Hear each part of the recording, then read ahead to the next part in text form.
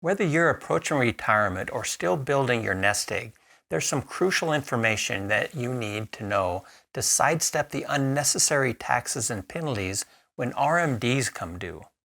And there's been some recent changes that you must be aware of, especially since some of the information out there is outdated. RMDs are the required minimum distributions for certain types of retirement accounts. Managing required minimum distributions is one of the trickiest parts to retirement planning, and many retirees find themselves wishing they had considered this earlier in their careers to better plan and balance out their tax consequences. In this video, I'll break down how RMDs work, when they start, how they're calculated, what happens when an account is inherited, and some smart pre-RMD strategies.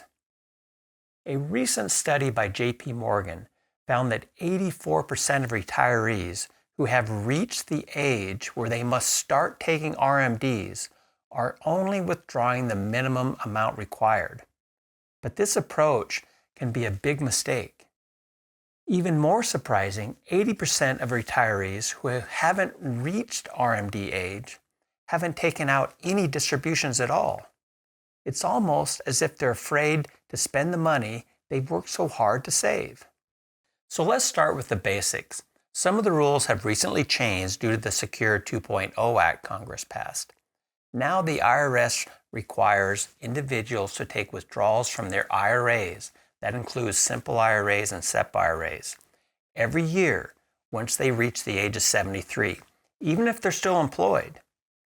The RMD rules also apply to employer-sponsored retirement plans, including profit-sharing plans, 401ks, 403bs, and 457bs, and other defined contribution plans.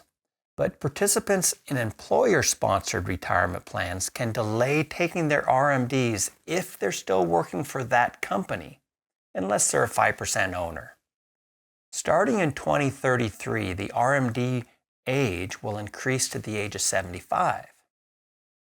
Now, HSA accounts, Roth IRAs, and Roth 401k accounts do not have any RMDs.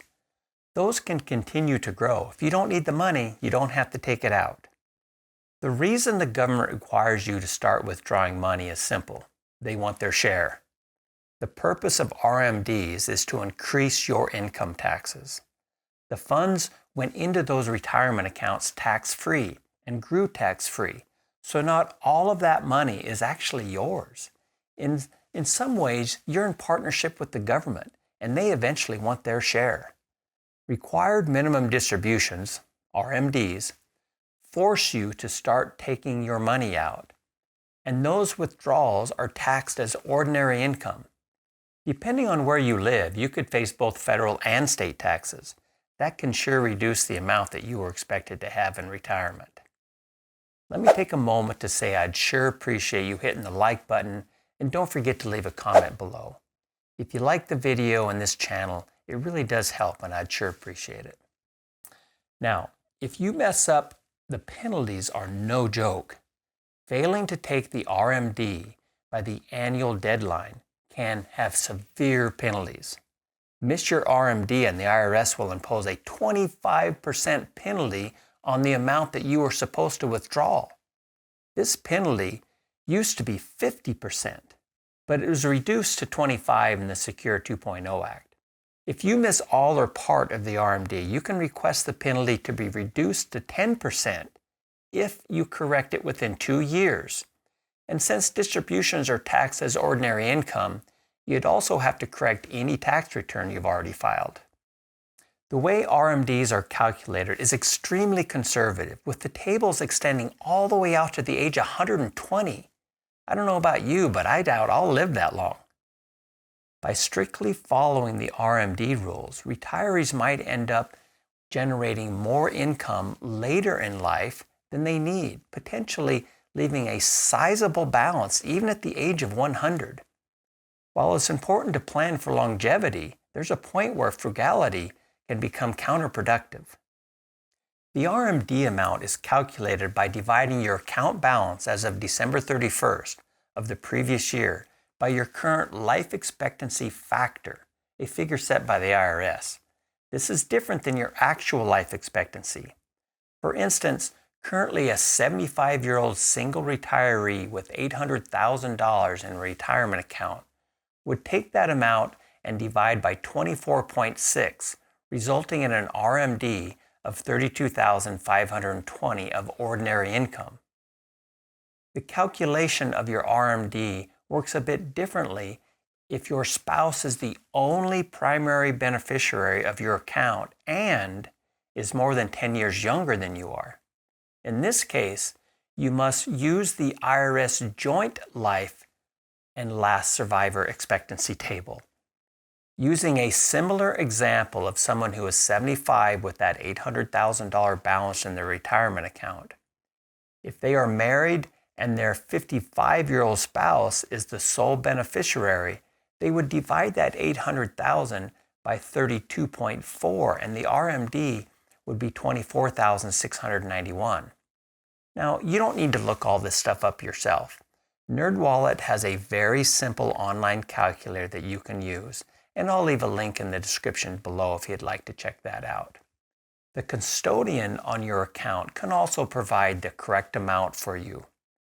Keep in mind that many financial assets may be held in joint accounts by married couples, but not retirement accounts. These must be owned individually. Each individual is responsible for their own RMDs. For non-spouse beneficiaries, the rules have also changed.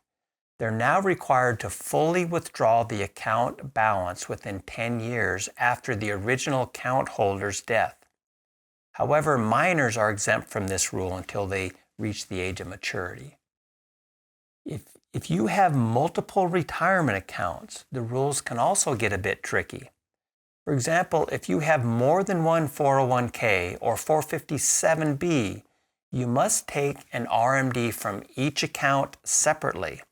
However, if you have multiple IRAs or 403bs, you can combine the RMDs from accounts of the same type and take a single distribution from one of those accounts. This can be beneficial if you want to deplete one account first. However, you cannot use the RMD from an IRA to satisfy the RMD from a 403b or vice versa. In the first year that you're required to take an RMD, you can delay withdrawing until April 1st of the following year. But be careful, if you delay, you'll need to take 2 RMDs in that year, which could push you into higher tax brackets. But here's the deal. Depending on the size of your account and how it's invested for growth, only taking the RMD can result in the account continuing to grow, which could push you into higher tax brackets in the future. This could lead to the government taking more of your portfolio than is necessary. To avoid this, it's important to take steps to minimize taxes and enjoy your retirement to the fullest. So let's review a few ways that you can plan ahead and reduce your tax burden and gain more control over your retirement savings. After all, it's usually early in retirement that your health will allow you to enjoy life the most. If you're still working, it's never too early to start taking the steps to minimize taxes in retirement. If all your savings are in pre-tax or traditional retirement accounts, every withdrawal in retirement is taxed as ordinary income. This can push any capital gains into higher tax brackets and make more of your Social Security benefits taxable. By planning your income and withdrawals in advance, you can better manage or reduce these costs in retirement. Having a mix of Roth accounts along with any traditional pre-tax accounts can be a real advantage. A personal brokerage account can also be an excellent addition and is often overlooked as a helpful retirement tool. Having a mix of these accounts can help you manage your tax brackets in retirement and possibly avoid income taxes on Social Security and even capital gains taxes. To better understand the optimal order to invest your money, check out this video right here. I'll leave a link to that in the description below. You can also do tax loss harvesting throughout your career and early into retirement to offset any gains and reduce taxable income later, which can help manage the impact of RMDs. To see how this works and how a married couple could have $100,000 to spend in retirement without paying any income tax at all, check out this video. I'll leave a link to it below also.